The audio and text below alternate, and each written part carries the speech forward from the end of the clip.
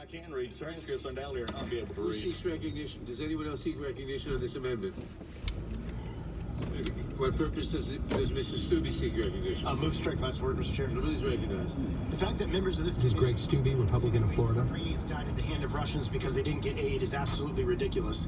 Having actually served in a combat theater and knowing what that is like, to blame that aid was delayed a few weeks would have saved lives is frankly insulting to me and to all that served. Now Democrats want you to believe that Ukrainians died and it's Trump's fault. Why don't we impeach him on that? Members on the other side of the aisle on this committee now are talking about bribery and laying out a case for bribery and laying out elements for bribery. Yet, if their case was so compelling and overwhelming and they had all the elements, then why isn't it in the articles of impeachment? It's not in either one. They didn't include it because there's no evidence for that charge. The aid was released before the deadline set out by Congress. They released the aid. The Ukrainians didn't start any investigations. They also got a meeting with President Trump. And President Trump doesn't have to meet with foreign leaders, and he still agreed to meet with them. Article 2, Section 4 of the United States Constitution says, the President, Vice President, and all officers shall be removed from office on impeachment for conviction of treason, bribery, or other high crimes and misdemeanors. We do not have that here. In every impeachment, Congress has interpreted this section to mean that the President has committed an actual criminal act, one that is outlined in a criminal statute. For example, Nixon, he was accused of a criminal act. Bill Clinton, 3. These were crimes that, if not tried in the House of Representatives, could have been tried in a criminal court. This standard of criminality provides clarity, and as one witness who testified before this committee, Mr. Turley, explained, although criminality is not required, clarity is necessary. That comes from a complete and comprehensive record that eliminates exculpatory motivations or explanations. But throughout this investigation, the Democrats couldn't seem to find any criminal act on the part of the president.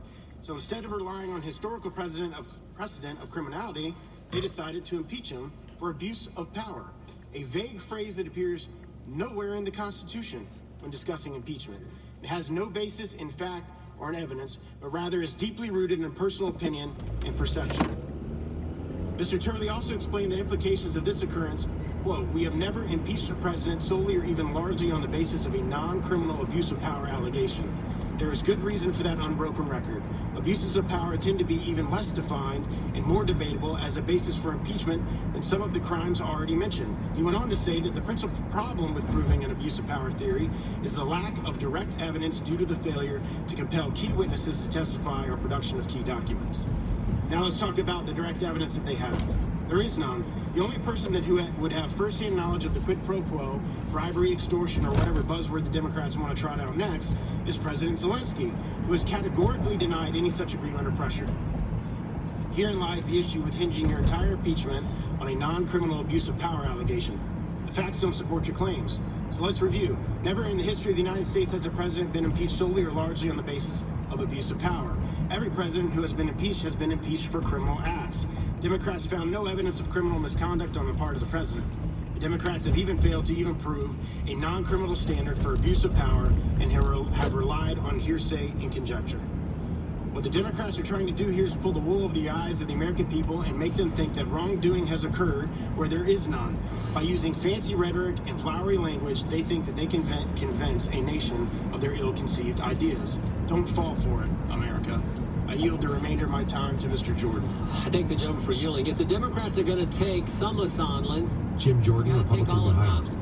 You're going to mention him 611 times in your report. If you're going to build your case around the guy who presumed there was a quid pro quo, the guy who had to file an addendum to his deposition, you're going to do all that. You can't ignore the direct conversation he had with the President of the United States, where he asked him, Mr. President, what do you want from Ukraine?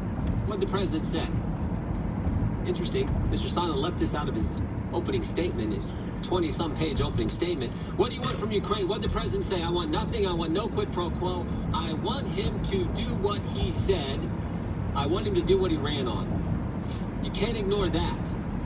The one piece of direct evidence, you want all this presumption, you want all this addendum. You're going to take some of Sondland, you got to take all of it. I yield back. I yield to Mr. Stubbe. I yield to Mr. Gates. I had 30 seconds. I had 30 seconds left before they cut the clock. Gentlemen, proceed. I yield to Mr. Gates. I thank the gentleman for yielding. I just think Matt Gaetz, Gentleman Republican of from Tennessee, Florida. Mr. Cohen's debate on the last subject really shows what we're dealing with. This is not a rifle shot impeachment with facts and evidence. This is birdshot. I mean, he talked about everything from, the campaign finance concerns to Trump University, concerns about charities. This is like pin the tail on your favorite impeachment theory because they don't have evidence for any one single thing to impeach the president for. I yield back. Gentleman yields back.